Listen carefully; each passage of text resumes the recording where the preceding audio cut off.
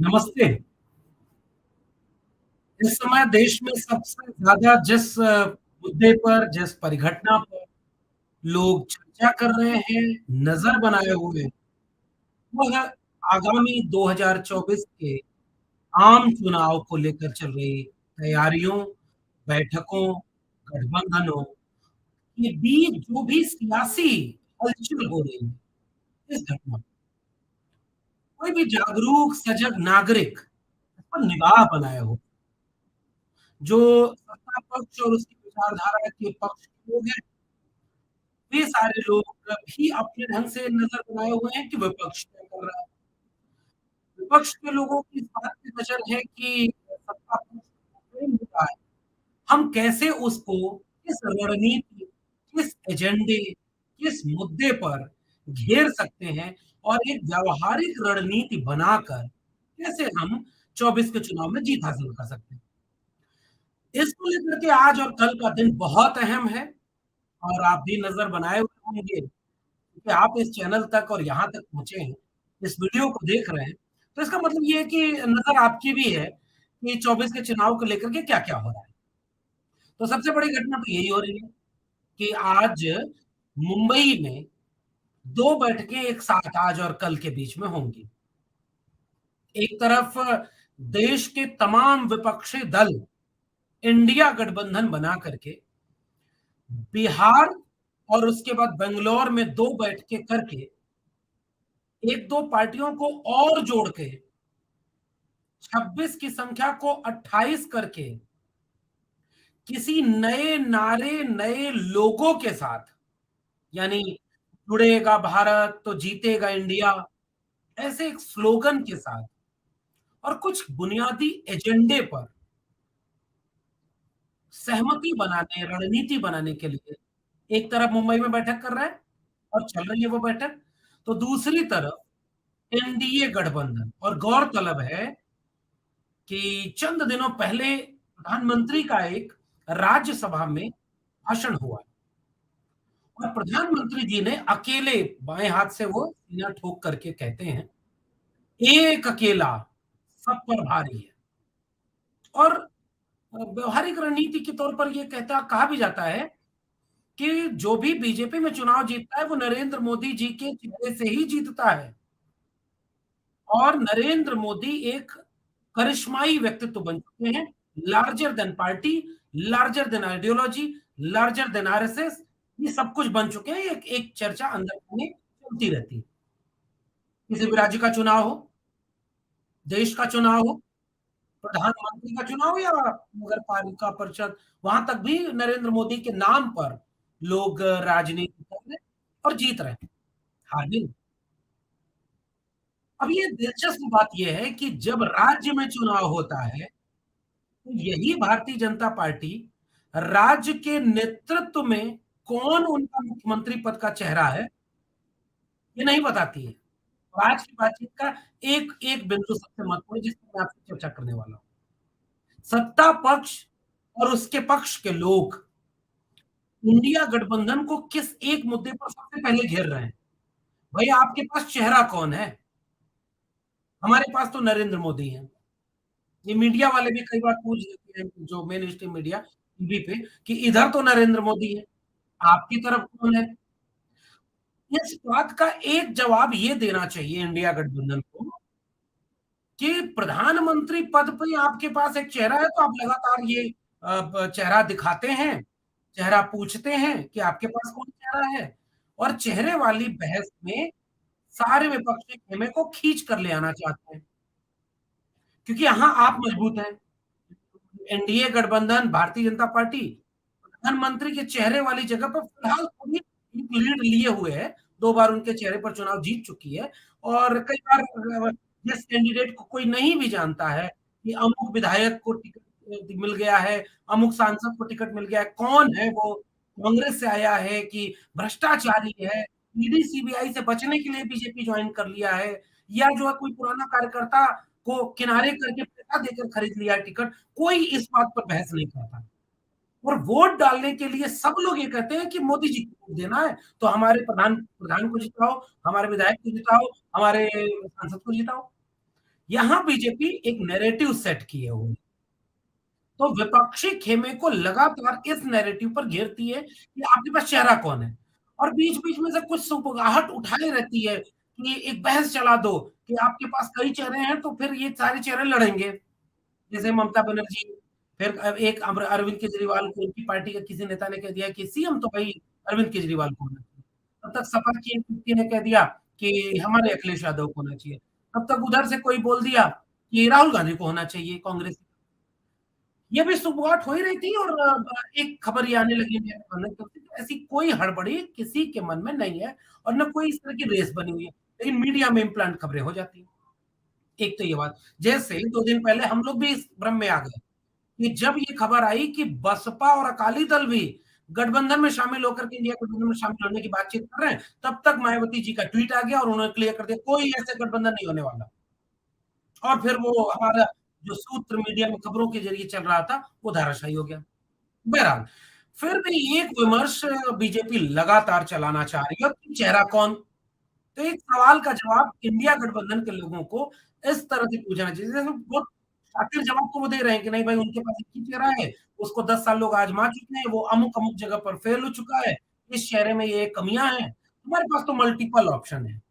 हमारे पास तो बहुत सारे अनुभवी लोग भी हैं, नीतीश कुमार और मल्लिकार्जुन खड़गे जैसे बेहद अनुभवी लोग हैं, तो हमारे पास अखिलेश यादव और अरविंद केजरीवाल, ममता बनर्जी जैसे अनुभव के साथ-साथ अ, जोश और जुनून वाले भी लोग हैं, तो ये एक बयान चल रहा है कि हमारे पास तो ढेर सारे चेहरे हैं, और असल में हम चेहरे पर नहीं, एजेंडे पर चुनाव लड़ेंगे।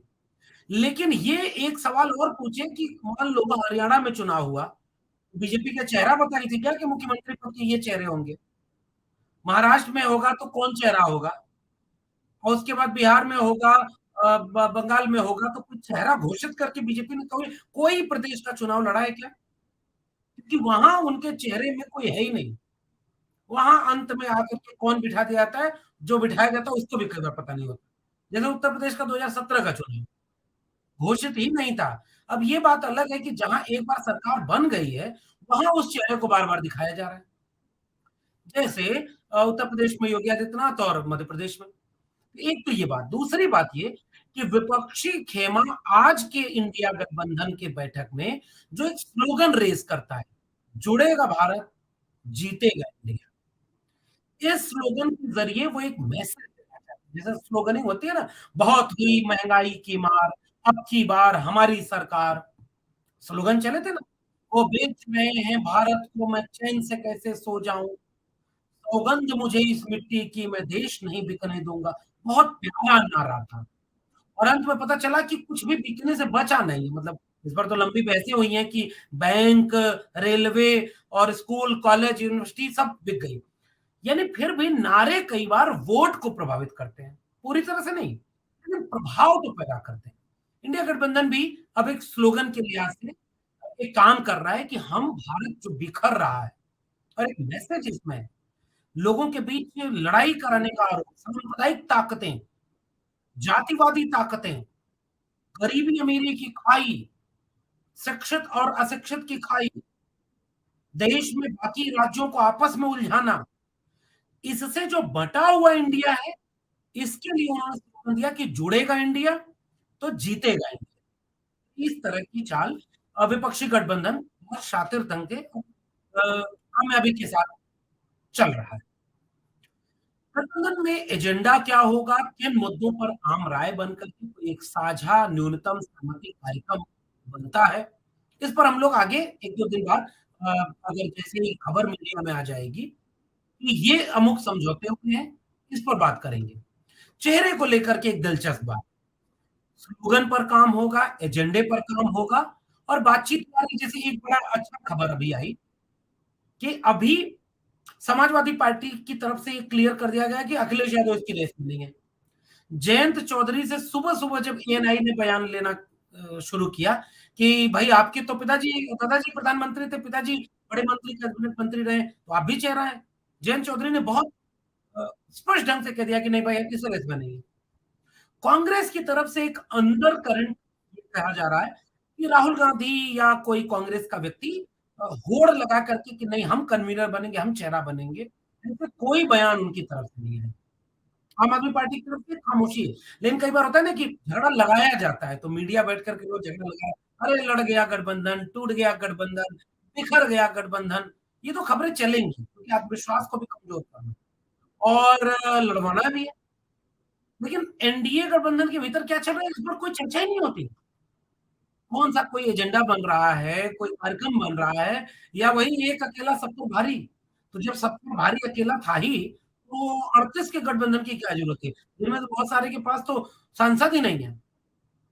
इस तरह से इंडिया गठबंधन कुछ जगहों पर तो एनडीए गठबंधन से लीड लेता दिख रहा है, लेकिन कुछ जगहों पर उसे अभी ठोस काम करना बाकी है और इस मीटिंग में उम्मीद है कि वो ठोस काम होते हुए दिख रहे हैं। वैसे सूत्रों से खबर आ रही कि चलिए भई लोगो बनेगा और चीज़ें बनेंगी, लेकिन ज़्यादा महत्वपूर्ण बात ये है कि कन्वीनर कौन बनेगा, संयोजक कौन बनेगा, अध्यक्ष कौन बनेगा, इसको लेकर के इस बैठक में कयास लगाए जा रहे हैं। और जिन 2 नामों पर बाहर खबरें आ रही हैं, एक नाम है मल्लिकार्जुन खड़गे का और दूसरा नाम है नीतीश कुमार का। माना ये जा रहा है कि अध्यक्षता वरिष्ठता के लिहाज से, बड़ी पार्टी के लिहाज से कांग्रेस के राष्ट्रीय अध्यक्ष की तरफ जाएगी और ये कयास है कि ऐसा होगा कि नहीं, हम देखेंगे कल तक। और दूसरी तरफ इंडिया गठबंधन का संयोजन करने संयोजक के पद पर नीतीश कुमार की दावेदारी की खबरें मीडिया में आ रही हैं। अगर अगर ऐसा होता है तो इस बात का विश्लेषण करना आज बहुत ज़रूरी है और आज की वीडियो में सबसे महत्वपूर्ण बात यही है, मल्लिकार्जुन खड़गे दक्षिण भारतीय हैं। उत्तर भारत तक उनकी छवि बन रही है कि जब से वो कांग्रेस के अध्यक्ष बने तो वो कोई कमज़ोर अध्यक्ष नहीं बने, वो मजबूती से निर्णय लेते हुए, सक्रिय राजनीति में भागीदारी करते हुए, बैठकें करते हुए दिख रहे हैं। और मल्लिकार्जुन खड़गे की सामाजिक पृष्ठभूमि दलित परिवार से आती है। और इस देश में एक मैसेज अगर चला गया कि अब तक इस देश का कोई दलित प्रधानमंत्री नहीं बना है।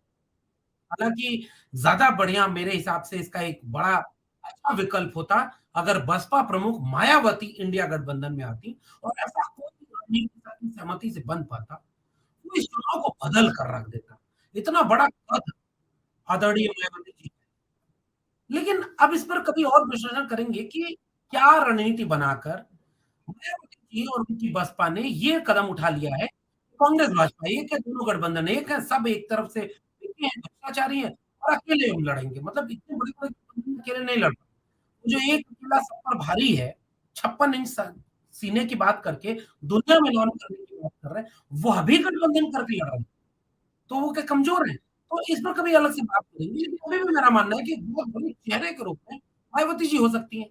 और अगर वो चुनाव के करीब आते-आते हो सकता है एक रणनीति हो कि भाई ईडी, सीबीआई तुरंत इस तरह से ना करे, कार्यकर्ताओं में एक आत्मविश्वास की कमजोरी ना हो, क्योंकि बसपा का कार्यकर्ता ना कैडराइज़ होता है। वो अपने नेता का बहुत सम्मान करता है। वो अपने कैडर में जब अगर जुनून में आ जाए, तो वो अपने नेता को अर्श से फर्श पर बिठाने की क्षमता रखता है। हो सकता है कि चुनाव नज़दीक होते हुए बना रहे, भले ही अभी कठोर बयान आ रहे हैं कि नहीं अलग है। एक तो ये बात।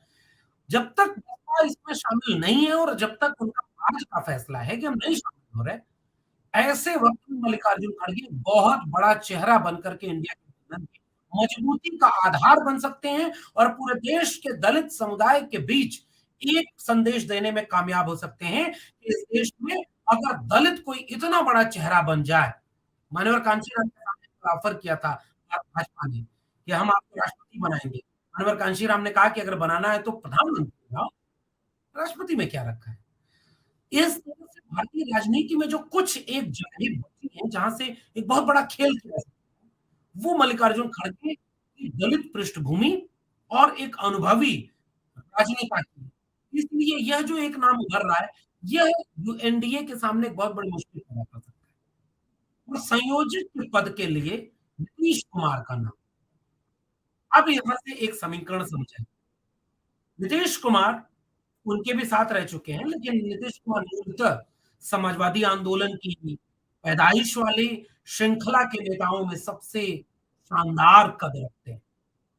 बेहद सौम्य, बेहद सहज, बेहद मधुर भाषा, बेहद निष्पक्ष तटस्थ वाली एक छवि, कोई विवादित बयान नहीं, कोई विवादित काम नहीं, ये अलग बात है कि मतलब उनकी अपनी शैली है करने की। नीतीश कुमार इस कद से उन्होंने एक लंबा शासन प्रशासन का अनुभव नीतीश कुमार के पास है। दूसरा, नीतीश कुमार एनडीए में भी रह चुके हैं, तो उधर का भी उनका बहुत सारा खेल पता है।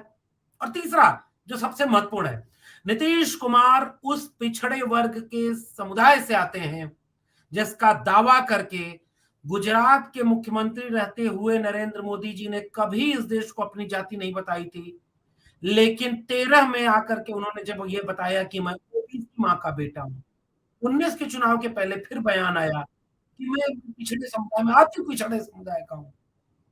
और उसका फायदा ओबीसी वोटर जब शिफ्ट हुआ है, और उसमें भी खासकर अति पिछड़ा समुदाय, तो वो जो एक वोटर शिफ्ट हो गया, और उसकी आबादी मंडल कमीशन कह रहा है कि 52% है ओबीसी।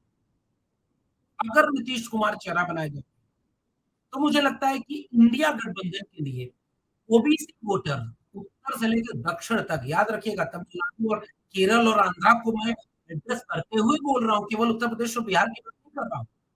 और इसलिए इंडिया गठबंधन में नीतीश कुमार का नाम बहुत मजबूती से आ रहा है।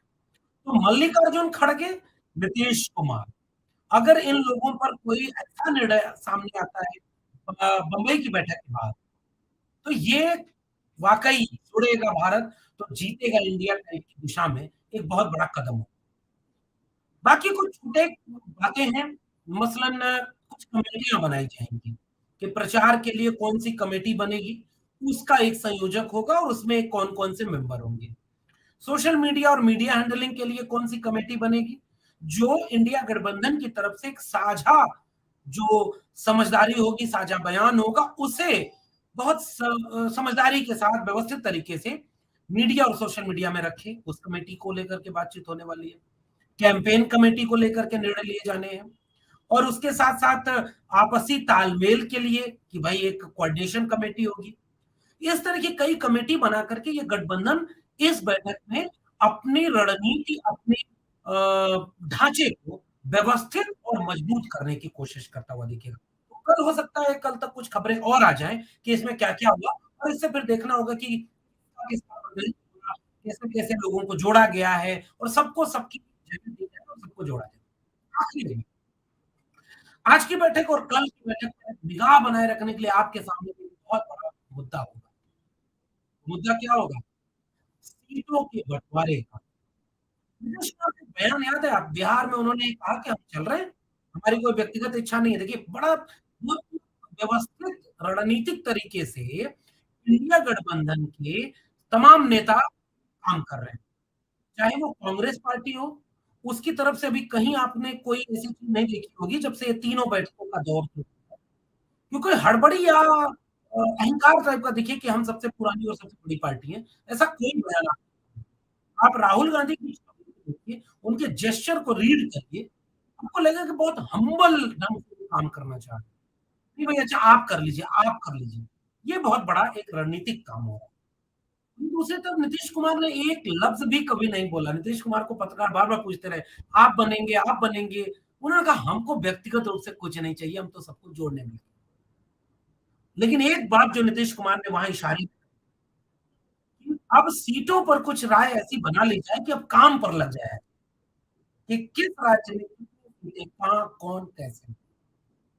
इस पर नज़र बनाए रखिएगा, क्योंकि यह काम अगर साध लिया गया और सीटों के बँटवारे को न्यूनतम मतभेदों के साथ, क्योंकि देखिए भाई झगड़े होते हैं, बहुत स्वाभाविक है, इसमें दल लगे हैं। वो झगड़े मुझे लगता है कि सब जानते भी हैं ना कि भाई लड़ाई होगी, उत्तर प्रदेश में कौन कितनी सीटें लेगा, लड़ाई होगी। लेकिन फिर भी अगर सब साथ बैठ रहे हैं तो इसका मतलब लड़ाई के रास्ते निकलने हैं।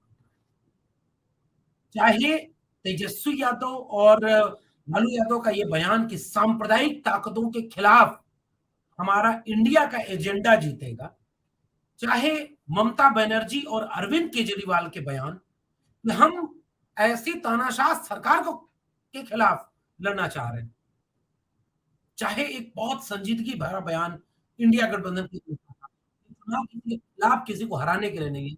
जयंत चौधरी हैं बोले, चुनाव भारत के संविधान को बचाने का चुनाव। तो ये 3 चरण के काम नाम है जिस पर आपको भी निगाह रखनी है इंडिया गठबंधन पे। मेरा मानना है कि ये जो कन्वीनर और प्रेसिडेंट वाला मामला, दूसरा एजेंडा वाला मामला और तीसरा सीट शेयरिंग वाला मामला, अगर ये तीनों निपट गया, तो वह नारा जो आज लगा है, जुड़ेगा भारत तो जीतेगा इंडिया, मुझे लगता है इस दिशा में एक ठोस रणनीतिक कदम उठेगा और यह रणनीतिक कदम एनडीए गठबंधन के सामने चुनौती पेश करेगा और यह चुनौती उनको महसूस हो रही है। और मजाक कहें या गंभीरता से, शिवसेना नेता हो या ममता जी, उन्होंने कहा ना कि अभी तो 2 बैठक हुई और ₹200 सिलेंडर का दाम घट गया। 2-4 बैठक और होने दीजिए, अभी तो क्या-क्या होगा। इसका मतलब ये है कि दूसरे खेमे में बेचैनी बढ़ रही है। जिस दिन इंडिया की बैठक पहले से प्रस्तावित थी, उसी दिन वो भी बैठ रहे हैं। देखना दिलचस्प होगा ये लड़ाई किस दिशा में जाएगी। आपको बातचीत कैसी लगी नीचे कमेंट बॉक्स में ज़रूर बताइएगा। फिर मिलते हैं किसी और विषय के साथ। तब तक के लिए अगर ये वीडियो अच्छी लगी हो, तो इसे आगे बढ़ाएँ, जुड़ें और अपनी टिप्पणी ज़रूर साझा करें। फिर मिलेंगे, तब तक के लिए बहुत-बहुत धन्यवाद।